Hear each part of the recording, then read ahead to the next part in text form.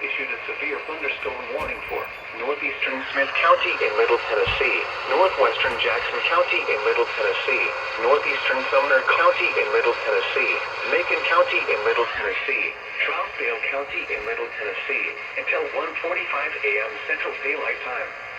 At 12:54 a.m. Central Daylight Time, a severe thunderstorm was located near Red Boiling Springs, 9 miles northeast of Lafayette, moving southeast at 60 miles per hour. Expected hazards include 60 miles per hour wind gusts and penny-sized hail. This is a radar-indicated threat. The following impacts are expected. Expect damage to roofs, siding, and trees.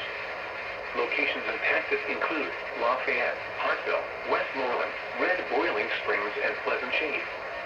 For your protection, move to an interior room on the lowest floor of a building. Torrential rainfall is occurring with this storm and may lead to flash flooding. Do not drive your vehicle through flooded roadways.